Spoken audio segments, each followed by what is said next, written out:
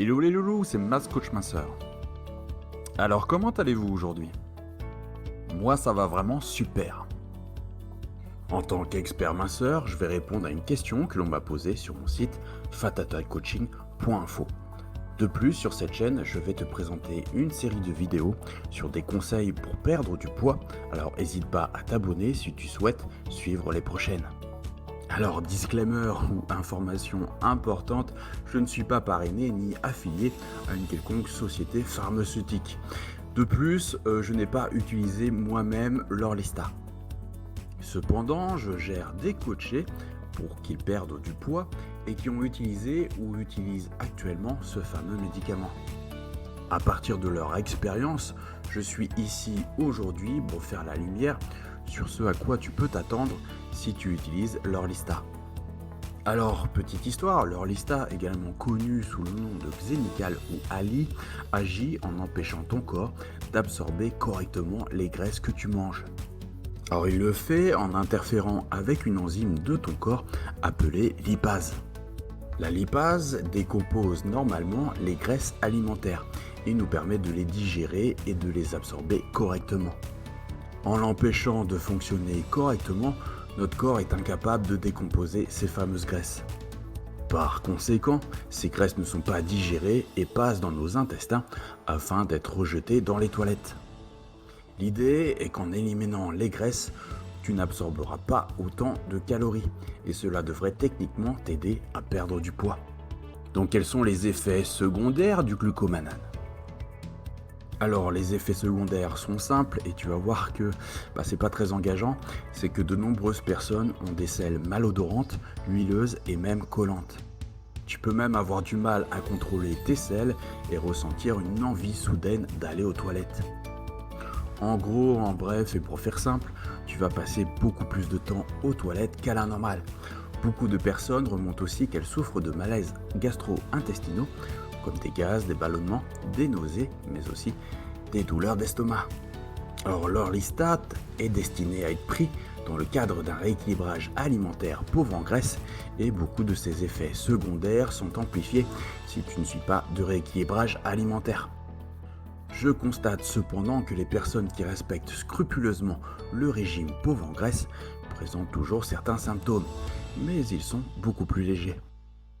Les carences nutritionnelles peuvent être un problème si tu envisages de prendre l'Orlistat pendant plus d'un mois, car le médicament peut bloquer l'absorption de certaines vitamines comme la vitamine D. De rares cas de lésions hépatiques et rénales ont été signalés avec l'Orlistat. Il peut donc être nécessaire de se faire contrôler de temps en temps. Alors, l'Orlistat est-il efficace?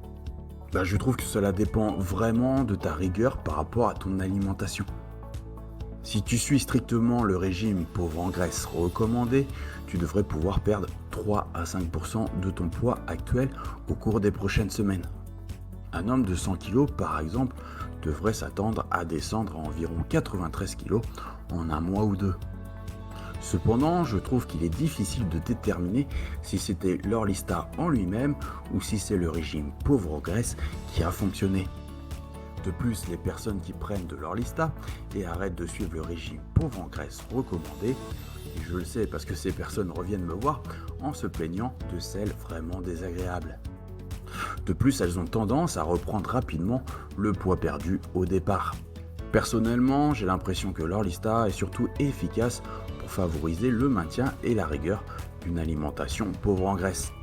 En fait, l'Orlistat t'oblige à suivre le régime pauvre en graisse et te punit, toi et tes toilettes, si tu ne le suis pas.